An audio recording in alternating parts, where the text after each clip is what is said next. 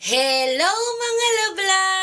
Ganitong luto naman nga niya ang gawin natin sa manok. Pero bago yan, samahan nyo nga muna akong i-marinate itong ating manok. Habang bisibisihan nga ako sa pagmamarinate nitong manok, eto namang ang dalawa ay bisibisihan sa MM. Kakauwi lang nga ni Boss Jimboy galing sa trabaho niya, kaya naman itong batang makulit ay tuwang-tuwa at may kalaro na naman siya. Sabi ko nga kay Boss Jimboy ay intindi ng pagpapalingas ng apoy. Abay, mas inintindi pa yata yung laro ng bata. Ay, apakagaling naman talaga ano. Mabalik na nga tayo dito sa minamarinate ko. Nilagyan ko nga lang yan ng sibuyas bawang na hiniwa ko ng pino at nilagyan ko nga siya ng kalamansi. Nilagyan ko nga rin yan ng kaunting toyo at etong ang oyster sauce. Pagkatapos ay isinunod ko na nga rin itong mga pampalasa niya. Naglagay nga din ako ng kaunting ketchup. Pagkatapos ay minekos-mekos na ni insan. Kailangan nga talagang imekos-mekos yan para naman magkalasa lahat. Ibababad ko nga lang to ng ilang minuto kaya naman itinabi ko muna. At itong okra na muna ang iintindihin ko. Gusto nga daw ni Boss Jimboy ng nilagang okra, gawa na hindi nga daw siya nakakakain ng mga gulay-gulay doon sa pinagtatrabahuhan niya. Abay, syempre,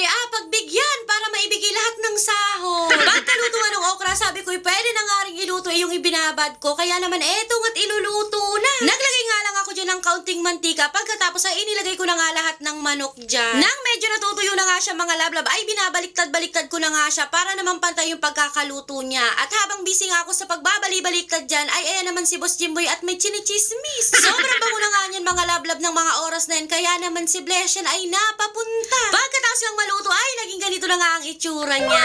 Di ba, para na tayong may lechon manok for today's video. Pagkatapos kang magluto ay tinawag ko na nga ang pamilyang Hampas Lupa para naman kako ay makapananghalian na. Inutusan ko na nga itong isa kong pamangkin na dalhan na nga si Chamili sa tindahan ng makakain niya. Inutusan ko na nga rin dyan si Blesian na manguha na ng plato at buti na nga lamang at sumunod ng walang reklamo. Habang busy nga ako sa paghahain, dumating naman nga itong kapatid ko at may chismis. At sa sobrang maritas niya nga ay hindi niya nalapansin na may camera pala sa likod niya. Abay, takpan ba naman ang camera? Akala mo na may napakakinis ng likod. Hindi na nga ako matapos-tapos dyan sa pagsasandok ng pagkain ng anak ko at ng mga pamangkin kong gawa ng napakaseryoso magkwento nitong kapatid ko. Masyado naman kasing importante yung chinichismis, kaya naman itong isang chismosa ay napakaseryoso namang makinig. Abay, gutom na talaga yung anak mo at mga pamangkin mo, hindi ka pa rin matapos-tapos dyan sa pagsasandok. Eto nga at kumain na rin ako at nagagalit na nga si Boss Jimboy. Sabi niya nga ay mamaya na daw nga kami magmaritesa. Natatawa nga dyan ang Hampas Lupa, gawa ng sa sobrang kadaldalan ay naglaglaga na yung kanin na isinubo niya. At dahil medyo mahaba-haba nga ang kwento nitong aking kapatid, abay hanggang dito na lang muna. At magchichismisan muna kami habang nagpapakabusog. Salamato!